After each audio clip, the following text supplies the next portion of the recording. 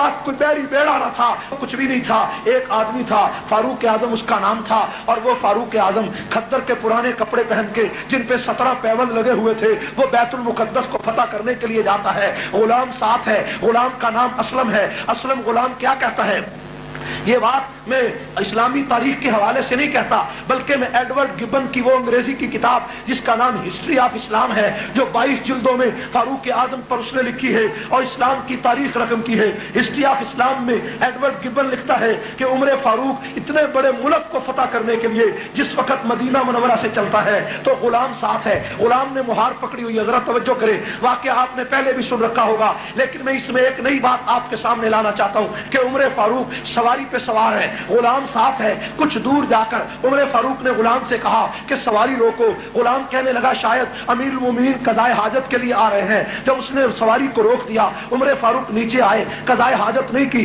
बल्कि उस गुलाम से कहा कि ए असलम, ये मुहार मेरे हाथ में दे दो। मुहार अपने हाथ में ले ली और गुलाम से कहा तू सवार हो जा। गुलाम कहता है ये रिवायत तो दुनिया में कभी नहीं हुई कि गुलाम सवार हो और आका मुहार पकड़ के आ रहा हो। ए उमर, अमीरुल मोमिनीन, दुनिया क्या कहेगी, लोग क्या कहेंगे? उमर ने कहा दुनिया जो मर्जी कहे, लेकिन उमर यह कहता है कि नौकर सवार होगा, आका पैदल होगा।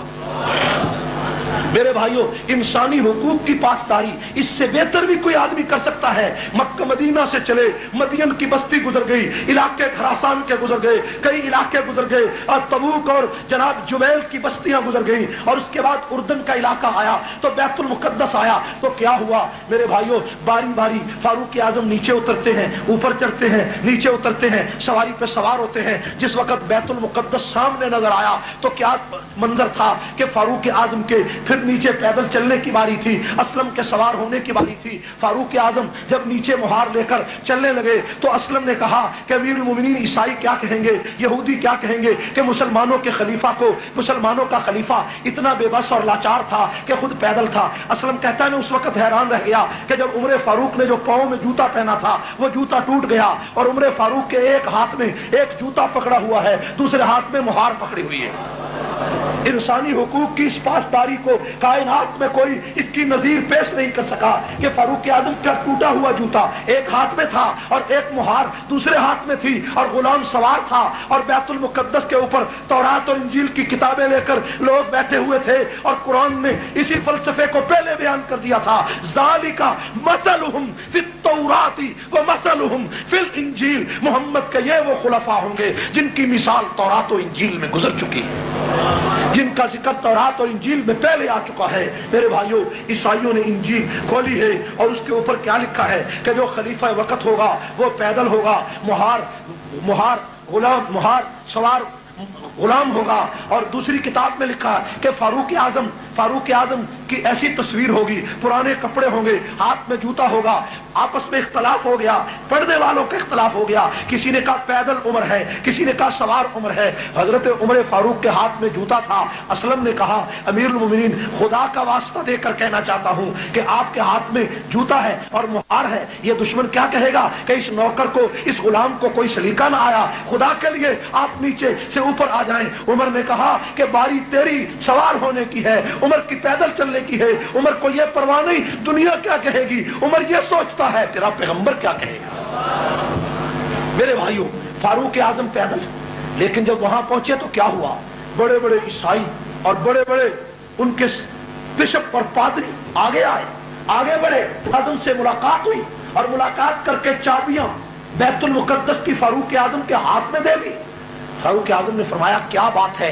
कहने लगे हमारी किताब में लिखा है कि मुसलमानों का जो दूसरा खलीफा होगा, जब वो आएगा तो अगर तुमने उससे लड़ाई लड़ी तो तुम्हारा बीज खत्म हो जाएगा, इसलिए चाबियां अपने हाथों से तुम्हें दे रहे हैं। फारूक आजम अंदर चले गए, तवज्जो फरमाएं, फारूक आजम अंदर गए, फारूक आजम ने सजदा शुक्र अदा किया। सजदा शुक्र अदा करने के बाद जिस वक्त चाबियां मिल गई, बैतुल मुकद्दस का कब्जा मिल गया, फारूक आजम बाहर तशरीफ, फारूक आजम उसी जगह पर बैठे हुए हैं। थोड़ी देर के बाद एक आदमी आया और आकर एक कागज का रुक्का फारूक आजम को देने लगा। फारूक आजम ने कागज का रुक्का पढ़ा और पढ़कर कहा कि ये जो जगह है ये मेरे बाप की जागीर नहीं है, ये मेरी नहीं है, ये मैं इसका मालिक नहीं हूं, बेशक یہ تم کاغذ صحیح لائے ہو لیکن میں اس کا مالک نہیں ہوں۔ مجمع لگا ہوا تھا، ہزاروں دنیا بیٹھی ہوئی تھی، عیسائی اور یہودی تماشا دیکھ رہے تھے، مسلمان جو کچھ اس علاقے میں رہتے تھے وہ دیکھ کر خاموش ہو گئے کہ امیر المومنین نے ایک بدو کو یہ تحریر دیکھ کر یہ عجیب جملہ کہا کہ میں اس جگہ کا مالک نہیں ہوں۔ فاروق اعظم جب باہر نکلے تو باہر نکل کر کچھ لوگوں سے ملاقات ہوئی تو انہوں نے کہا امیر المومنین باقی ساری باتیں بعد میں پوچھیں گے، پہلے یہ بتاؤ کہ وہ بدو کون تھا، وہ غریب کون تھا جو ایک رکا لے کر آیا تھا اور تم نے کہا یہ جگہ میری نہیں۔ عمر فاروق کی آنکھوں سے آنسو نکل آئے۔ عمر فاروق نے فرمایا کہ میری عمر اس وقت 17 سال تھی جب میرا والد اس بستی میں اس علاقے کے اندر بکریاں چرانے آیا اور عمر بھی اس کے ساتھ تھا۔ میں سارا دن بکریاں بیت المقدس کی بستیوں میں چراتا اور شام اور دوپہر کو آ کر اس بیت المقدس کی دیوار کے نیچے جہاں سایہ ہوتا لیٹ جاتا۔ ایک دن میں لیٹا ہوا تھا کہ میں نے دیکھا تھوڑی دیر کے بعد جب میری آنکھ کھلی تو ایک آدمی میرے پنڈلی سے کپڑا ہٹا کر میری پنڈلی کو دیکھ رہا ہے، پنڈلی کو دیکھتا ہے، کبھی میرے چہرے کو دیکھتا ہے۔ فاروق اعظم کہتے ہیں جب میں اٹھ بیٹھا تو کہنے لگا اے نوجوان تیرا نام کیا ہے؟ میں نے کہا میرا نام عمر ہے۔ تیرے باپ کا نام کیا ہے؟ کہنے لگا باپ کا نام خطاب ہے۔ جب یہ میں نے کہا تو تھوڑی دیر کے بعد وہ کاغذ لے آیا، کاغذ لا کر کہتا ہے اے عمر اس کاغذ پہ لکھ دو کہ جب میری حکومت اس علاقے میں آئے گی تو یہ جگہ میں تجھے دے دوں گا، یہ بستی تجھے دے دوں گا، یہ خطہ تجھے دے دوں گا۔ عمر کہتے ہیں میں نے جان چھڑانے کے لیے اسے لکھ دیا کہ میری حکومت کہاں آئے گی، میری حکومت کون لائے گا، میری حکومت یہاں کیسے آئے گی۔ میں نے لکھ دیا کہ جب میری حکومت ہوگی میں یہ جگہ تجھے دے دوں گا۔ آج جب بیت المقدس کی چابیاں مجھے ملی تو وہی بدو اپنے لڑکے کو بھیجتا ہے اور وہ بدو تو گھر میں بیمار پڑا ہے اور یہ جوان لڑکا میری لکھی ہوئی تحریر لے کر میرے سامنے آیا اور آ کر کہتا ہے کہ یہ جگہ مجھے دے دو، میں یہ جگہ تجھے دیتا ہوں۔ تو عمر کہتے ہیں چونکہ یہ جگہ میری ملکیت نہیں ہے، یہ مسلمانوں کا مال ہے، اس لیے میں نے کہا کہ عمر یہ جگہ تجھے نہیں دے سکتا۔ قرآن نے اسی فلسفے کو بیان کیا کہ ذالک مثلہم فی التوراۃ ومثلہم فی الانجیل۔ میرے بھائیو عدل و انصاف کی تاریخ میں ایسا سنہرا واقعہ کائنات میں کسی نے نہیں سنا۔ آج عیسائی اور یہودی کیا کہتے ہیں؟ یہودی اور عیسائی کہتے ہیں کہ دنیا میں ایک عمر اور آ جاتا تو پوری دنیا میں ظلم کا نام و نشان مٹ جاتا۔ ظلم کا نام مٹتا یا نہ مٹتا؟ میرے بھائیو فاروق اعظم جیسا عدل، فاروق اعظم جیسا انصاف کائنات میں کون لائے گا؟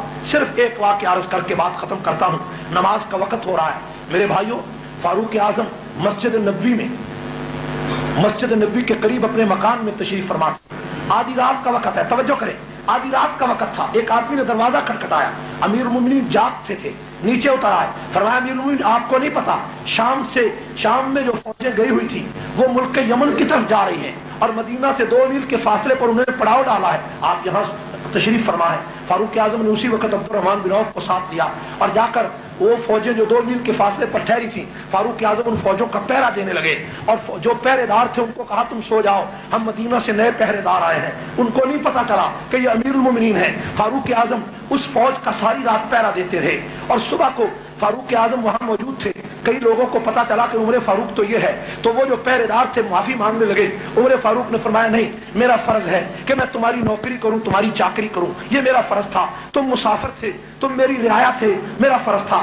جب کھانے کا وقت آیا تو عمر فاروق سالن تقسیم کرنے کے لیے خود بیٹھ گئے۔ عمر فاروق سالن تقسیم کر رہے ہیں، ایک آدمی کو دیکھا کہ وہ دائیں ہاتھ سے کھانا کھانے کے بجائے بائیں ہاتھ سے کھانا کھانے لگا۔ عمر فاروق اس کے پاس گئے، کہنے لگے اے نوجوان تجھے نہیں پتا حضور کی سنت دائیں ہاتھ سے کھانا کھانا ہے، تو بائیں سے کھانا کھا رہا ہے۔ اس نے کہا عمر تو نہیں جانتا یہ میرا دایاں ہاتھ غزوہ موطا میں کٹ گیا تھا جب میں رسول اللہ کے ساتھ جنگ میں گیا تھا، دیکھو یہ میرا کٹا ہوا ہاتھ ہے۔ عمر فاروق زاروں قطار رو پڑے، وہ عمر کے قدموں میں گر گیا۔ امیر المومنین کیوں روتے ہو؟ فرمایا اس لیے روتا ہوں اگر قیامت کے دن رسول اللہ نے پوچھ لیا کہ تیری فوج میں ایک ایسا سپاہی تھا جس کا ہاتھ کٹا ہوا تھا، وہ کھانا کیسے کھاتا ہوگا، وہ کپڑے کیسے دھوتا ہوگا، عمر تو نے اس کا غلام مقرر کیوں نہیں کیا؟ عمر کے پاس اس کا کوئی جواب نہیں۔ اے بدو مجھے معاف کر دے، میں قیامت کی رسوائی سے بچنا چاہتا ہوں۔ انصاف کے ایسے واقعات تو چشمے فلک نے کبھی نہیں دیکھے۔ آج برطانیہ کے اندر لوگ کہتے ہیں جناب بچہ پیدا ہوتا ہے تو وہاں پر جناب علی 8 شلنگ یا 10 شلنگ یا پاؤنڈ ان بچوں کے وظیفہ مقرر ہو جاتا ہے۔ آپ دیکھتے ہیں کہ برطانیہ میں بچہ پیدا ہوتا ہے، وظیفہ مقرر ہو جاتا ہے، لوگ خوش ہوتے ہیں جناب عیسائیوں کا یہ کارنامہ ہے۔ عیسائیوں کا کارنامہ نہیں، یہ قانون فاروق اعظم نے بنایا تھا۔ میرے بھائیوں इंसानी फलाह बहबूद का एक एक कानून पूरी दुनिया में फारूक आजम ने बनाया। सराय उम्र फारूक ने बनाई, मस्जिद उम्र फारूक ने बनाई, फौज उम्र फारूक ने बनाई, चौकियां उम्र फारूक ने बनाई, पहरेदार उम्र फारूक ने बनाए। रियाया को एक एक आदमी के घर जाकर पूछने का पूरा तरीका सलीका उम्र फारूक ने बनाया। गवर्नरों को नौकर उम्र फारूक ने बनाया, काजियों को गुलाम उम्र फारूक ने बनाया, वजीरों को गुलाम उम्र फारूक ने बनाया। लाओ पूरी कायनात में कितनी हुकूमतें बदल गई, एक हुक्मरान ऐसा बताओ कि जो बेवा औरत का दरवाजा खटखटा के कहे कि ए अम्मा मैं तेरा नौकर तेरे दरवाजे पे आया हूं, और जब सारी रात उसके लिए लकड़ियां और चारा ढोता रहा, सुबह को पता चला कि दुनिया का खलीफा यही फारूक आजम। ऐसा कोई इंसान तो